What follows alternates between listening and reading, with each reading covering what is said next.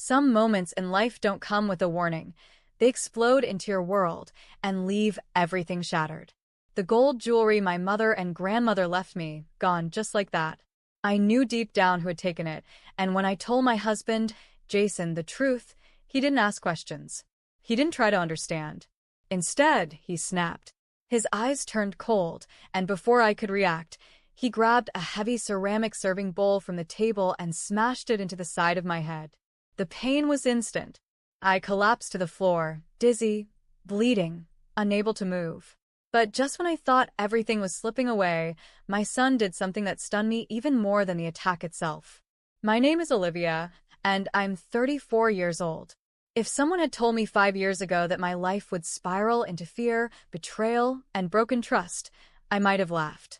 Back then, I was a hopeful young mother, deeply in love with my husband, Jason. I believed in the strength of family, the power of forgiveness, and the idea that love could overcome anything. But reality has a way of revealing truths we try so hard to ignore. Today, I live in Brookhaven with my 2 children, Zoe, my 15-year-old daughter, full of teenage energy and rebellion, and Leo, my sweet, observant 9-year-old son, who carries more maturity in his small frame than most adults I know.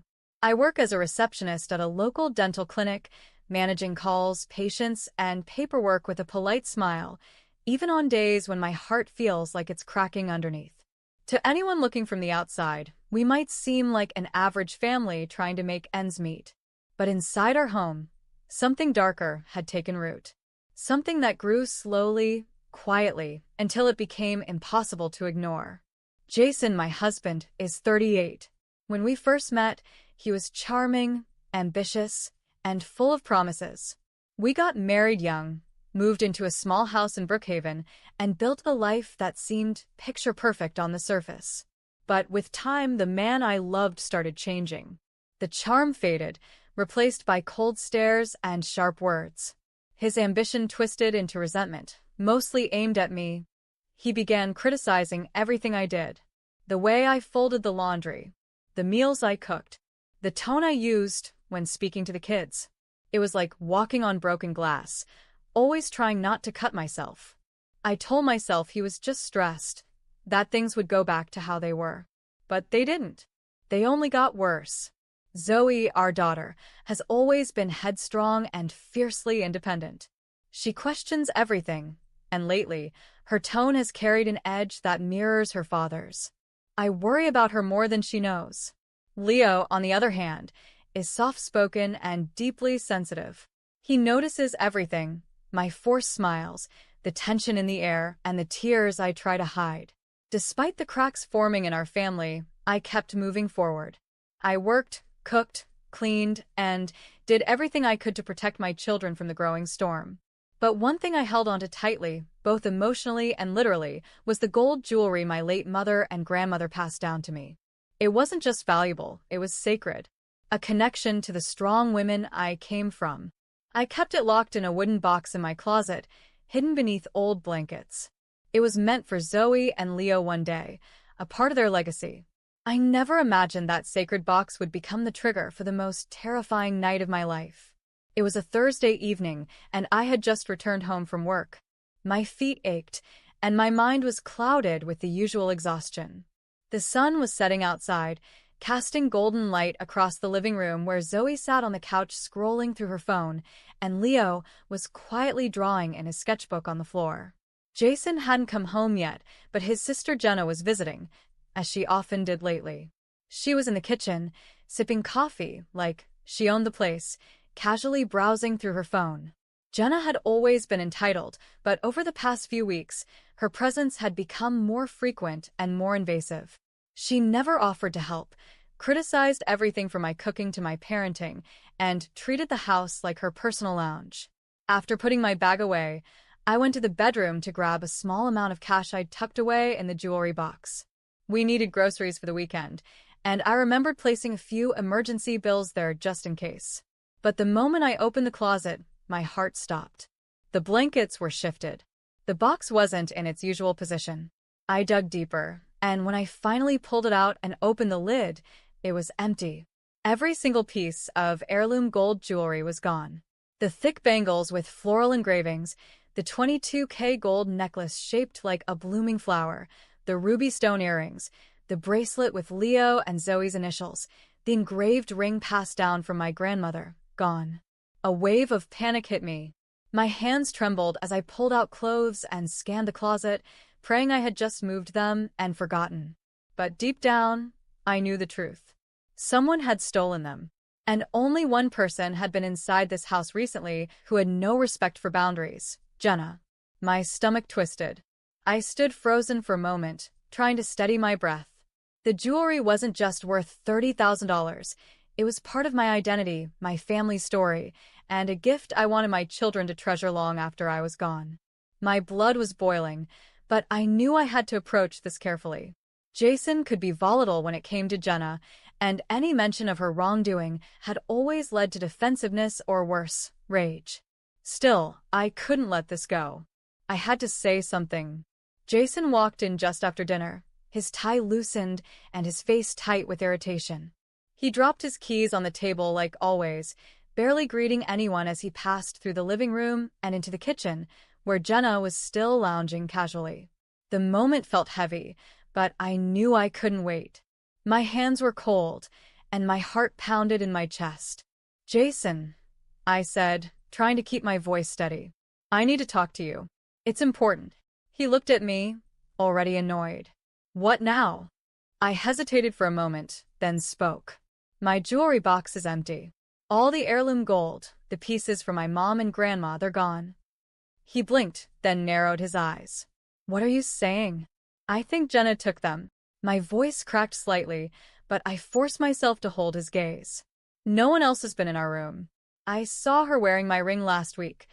I didn't think much of it then, but now it's all missing. I can't stay silent." The kitchen fell completely silent. Even Jenna, who had just taken a sip of coffee, froze mid-motion. Jason's face went red almost instantly. He turned to me, jaw clenched, eyes flashing. "You're accusing my sister of theft?" he barked. "Are you insane, Olivia?" "I'm not accusing. I'm telling you the truth." My voice was trembling now, but I stood firm. The box was hidden. Only someone who knew where to look. "Stop it," he roared, stepping closer. "You always hated her, didn't you? You'll stoop this low just to push her out." "I'm not making anything up," I cried. "That jewelry was worth $30,000. It was meant for our kids. How could you not?" Before I could finish the sentence, Jason's rage snapped into violence. He turned toward the dining table, grabbed the large ceramic serving bowl from the center, and in one swift, brutal motion, he slammed it against the side of my head. The impact sent me crashing to the floor. The bowl shattered beside me. My vision blurred as I felt warm blood trickling near my temple. My ears rang. Everything around me slowed, except for the scream. "Mom." Leo's voice cut through the chaos, high and shaking. He rushed over and dropped to his knees beside me. I tried to speak, but couldn't find the words. My head throbbed. My body was in shock. Leo scrambled to his feet, hands shaking as he grabbed the phone from the counter. His small fingers moved quickly. He knew what to do. I had taught him just in case. He dialed 911. "Please," I heard him say through the haze. "My dad hit my mom with something heavy. She's bleeding. Please come fast." The room started spinning. Everything went black. When I opened my eyes, I was lying on the couch. My head throbbed with a sharp, pulsing pain, and there was a cold cloth pressed gently against the side of my face. For a moment, I couldn't remember what had happened. Then it all came rushing back. The argument. The accusation. The bowl. Jason's fury. And Leo, my brave little boy. I turned my head slightly and saw him sitting on the floor near me, his knees hugged to his chest, face pale, eyes wide with fear. Elena, my best friend and neighbor, was crouched beside him, whispering softly and holding his hand. "Mom," Leo whispered as he saw me move. "Are you okay?" Before I could answer, the sharp knock of urgency echoed through the front door. "Brookhaven Police." "Open up." Elena rushed to let them in. Two officers entered, firm but calm, their eyes scanning the room. One of them, A tall woman with a stern but compassionate expression immediately walked over to me. "Ma'am, are you all right? Can you tell us what happened?" I tried to sit up, wincing from the pain, but nodded slowly. "He hit me," I said, my voice weak but clear. "He used that bowl. It broke. I think I passed out. My son called you." The other officer was already speaking to Leo, asking him gentle questions. Leo pointed to the broken ceramic shards on the floor, then to the spot where Jason had stood. "Where is he now?" the female officer asked. I turned my head toward the hallway. Jason stood frozen near the doorway, his arms crossed, eyes wide with disbelief. But it wasn't guilt I saw in his eyes, it was fear. The fear of losing control, of being held accountable. "Sir," the male officer said firmly, "turn around and place your hands behind your back." "You've got to be kidding me," Jason muttered, stepping back. "This is assault, sir. In front of a minor. You need to come with us." Jason opened his mouth to protest, but before he could say another word, the officer stepped forward, restrained him, and within seconds, he was in handcuffs. Zoe had come out of her room during the commotion and stood frozen by the stairs, her hand covering her mouth. Her eyes met mine, full of confusion and pain. I reached out to her. "It's over," I whispered. Jason was led out of the house as neighbors peeked through their blinds, sirens flashing outside.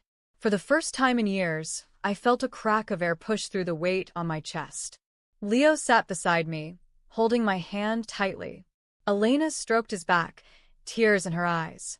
"You are so brave," she whispered to him. "You did the right thing." And he did. Because of him, we were finally safe. After the police took Jason away in handcuffs, the house was still, but my head throbbed with a deep, pulsing pain. Elena helped me stand, supporting me gently as I swayed slightly. The ceramic bowl had done more than just hurt, it had rattled something inside me. I could feel the swelling building near my temple, and every step made the pounding worse. "You need to go to the hospital," Elena said firmly. "You're bleeding and might have a concussion." I nodded slowly. My kids were shaken but safe. Now it was my turn to take care of myself, for once. Elena drove me to Brookhaven General Hospital. I sat in the passenger seat in silence, holding an ice pack against my head, my mind swimming with everything that had happened. The flashing lights. Leo's frightened voice. Jason's rage. The broken bowl. At the ER, I was taken in quickly. A nurse asked me a series of questions. How I got the injury, how long I was unconscious, if I had any dizziness or vomiting. I told her everything. She didn't flinch. She just nodded, typed into her tablet, and reassured me that I was in good hands. The doctor came in not long after. He examined the swelling, cleaned the wound, and ordered a CT scan. The results confirmed a mild concussion and a large contusion on the right side of my head. "I was lucky," he said. "A little more force, and things could have been much worse." They gave me pain medication and instructed me to rest for a few days, avoid bright lights and screens, and return immediately if symptoms worsened. Before I left, the nurse returned with a file in her hands. "These are your medical reports and injury documentation," she said gently. "We've noted that it was a domestic assault. You'll want to keep this safe. It can help you legally." I took the folder with trembling hands, staring at the papers inside. Photographs of the injury. The doctor's notes. Emergency admission records. Everything I would need to prove what had been done to me.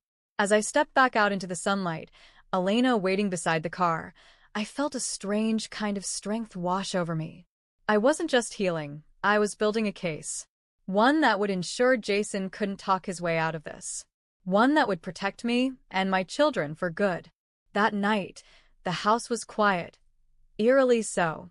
After the police left, after the neighbors returned to their own lives, and after Zoe finally went to her room, I sat on the couch with an ice pack pressed against the swelling on my head.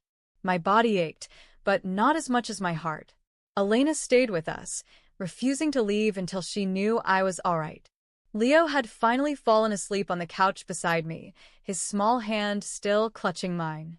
I looked down at him, overwhelmed with a mixture of guilt and pride. My 9-year-old son had saved me. He had been braver than most adults I knew. Elena placed a hot cup of tea in front of me and sat down beside me. "You have to press charges," she said gently. "And not just for what Jason did, but for the theft too." I nodded slowly. "I will. I've had enough." He crossed the line tonight. He almost crossed every line. The next morning, I visited the emergency room. The doctor confirmed that I had a mild concussion and prescribed rest, painkillers, and follow-up visits. The nurse documented my injuries in detail and handed me a copy of the report. "This will help your legal case," she said kindly. And so I began documenting everything. With Elena's support, I met with a family lawyer, filed for an emergency restraining order, and officially began divorce proceedings. Jason was being held in police custody, and I was told he would be arraigned in court soon. But I wasn't done yet. I also filed a theft report against Jenna. When I explained the situation, the missing jewelry, Jenna wearing one of the rings, and the sudden disappearance of the heirloom pieces, the detective assigned to my case nodded gravely. "We'll look into her," he said. "If we can recover the jewelry and prove intent to sell, this could turn into a felony theft case." For the first time in a long time, I felt like I was being heard. I wasn't just a frightened wife anymore. I was a mother, a woman, and a survivor, finally standing up for what was right. 2 weeks after filing the theft report, I got a call from Detective Alvarez, the officer assigned to the case. I had just come home from work when my phone rang. Seeing the number made my heart skip a beat. "Miss Olivia," he said, "we've executed a search warrant on Jenna Martin's apartment. We found multiple pieces of jewelry that match the photos and descriptions you provided. We also spoke to a pawn shop owner who confirmed she attempted to sell a gold bracelet last week." I stood frozen in the middle of my living room, a flood of emotions rushing through me, relief, anger, and disbelief. "Is she in custody?" I asked. "Yes," he replied. "We arrested her this morning. She's being charged with grand larceny, possession of stolen property, and attempted fraud. Given the value of the items, $30,000, and the deliberate effort to sell them, this qualifies as a Class C felony. The case is moving forward." Later that week, I visited the police station to identify and reclaim my jewelry. The moment I saw the thick bangles, my mother's necklace, the ruby earrings, the gold bracelet with Zoe and Leo's initials, I burst into tears. These weren't just items. They were memories. Love. My legacy. Detective Alvarez handed me the release form. "You'll be getting all of it back," he said. "We're holding her accountable." In court, Jenna sat expressionless in the defendant's chair. Her lawyer argued for leniency, claiming it was a moment of desperation. But the judge didn't flinch. For theft exceeding $30,000, the judge declared, and an attempt to unlawfully profit from family heirlooms, Jenna Martin is sentenced to 2 years in state prison, with mandatory restitution to the victim and a felony theft record permanently attached to her name. She would serve real time. No probation. No house arrest. Just the cold reality of her actions. As I walked out of the courtroom with the jewelry box in my hands, I felt the weight of betrayal start to lift. I hadn't just recovered my possessions. I had reclaimed my worth. The courtroom smelled like old wood and dust, still and quiet, except for the shuffling of papers and the occasional murmur from the lawyers. I sat on the bench, hands clasped tightly in my lap, waiting to face Jason for the final time. Across the aisle, he looked smaller than I remembered. Dressed in a wrinkled shirt and shackled at the wrists, he wouldn't meet my eyes. Gone was the arrogant smirk, the air of control. In its place was a man, unraveling. The judge called my name. I stood, my legs trembling but steady, and walked to the front to testify. I spoke about that night, about the argument, the stolen jewelry, about how Jason picked up the heavy ceramic serving bowl and struck me so hard that I lost consciousness in front of our son. I described the swelling, the concussion, the fear in Leo's voice as he called 911. I showed the medical report, the nurse's notes, the police photos of the broken bowl. I didn't cry. I didn't shout. I simply told the truth, calm, clear, and complete. When I stepped down, I saw Jason looking at me for the first time, but I felt nothing. No fear, No sadness. Just a quiet, grounded strength. The judge reviewed the evidence, including Leo's recorded 911 call and Jenna's theft case. After a brief deliberation, he delivered a sentence that gave me chills. Jason Martin is hereby sentenced to 5 years in state prison for aggravated assault in the presence of a minor, domestic violence, and endangering the welfare of his children. He would serve time without early release, followed by mandatory rehabilitation programs and a permanent restraining order preventing him from contacting me or the children ever again. Jason's head dropped. There was no protest this time. No arrogance. Just silence. Later that day, I signed the final divorce papers. After years of fear and pain, Jason was no longer part of our lives. Not in body, not in name, not in power. I walked out of the courthouse with my head high and my children waiting for me.